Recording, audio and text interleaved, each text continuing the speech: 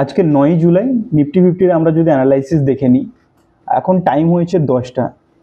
তো এখন যদি আমরা মার্কেটকে দেখি, আওয়ারলি ফ্রেমে দেখবো। আওয়ারলি ফ্রেমে মার্কেটকে দেখলে একটা কিন্তু জোনের মধ্যেই এই ওপর সাইডে এবং নিচের সাইডে যে ট্রেন্ড লাইন রয়েছে এর মধ্যেই কিন্তু মার্কেট কনসোলিডেট হচ্ছে কিছুদিন ধরে।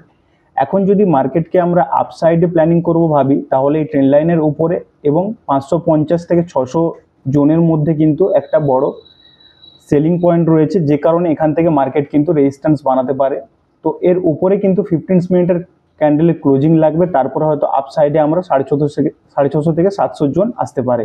ডাউন সাইডের জন্য বলবো, ডাউন সাইডে 400 নিচে ক্লোজিং লাগবে, কারণ যেহেতু কালকে এক্সপায়ার রয়েছে তো মার্কেটে ডিকে হওয়ার ভয় রয়েছে, সেই কারণে প্রপার এন্ট্রি হচ্ছে 400 নিচে। 400 পরে যদি ক্লোজিং আসে তাহলে কিন্তু ডাউন সাইডে প্ল্যানিং করা যেতে পারে। এবং আজকে মার্কেট যে জায়গাতে কনসোলিডেট করছে সেটা হচ্ছে এই জোনটার মধ্যে।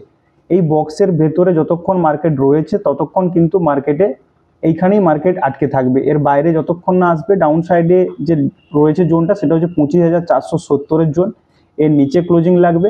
এবং আপসাইডের জন্য এই যে বক্সটা বানানো রয়েছে এর উপরে এবং আপসাইডে 25,550-এর উপরে ক্লোজিং। তারপরে কিন্তু একটা আমরা আজকের জন্য মুভমেন্ট পেতে পারি ইন্ট্রাডেতে।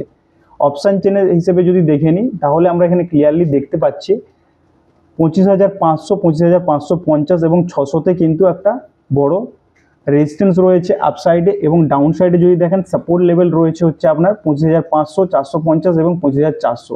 এগুলো ইম্পর্টেন্ট রেজিস্ট্যান্স ডাউন সাইডের সাপোর্ট এরিয়া মার্কেটের জন্য।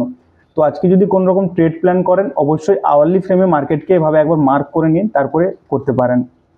তো রিকোয়েস্ট করবো অবশ্যই সাবস্ক্রাইব করে রাখার জন্য, যাতে মার্কেট ক্লোজ হওয়ার পরে কালকের কি প্ল্যানিং থাকবে তার ভিডিও, কালকে যেহেতু এক্সপায়ার রয়েছে তার ভিডিও আসবে। তো রিকোয়েস্ট করবো অবশ্যই সাবস্ক্রাইবটা করে রাখার জন্য।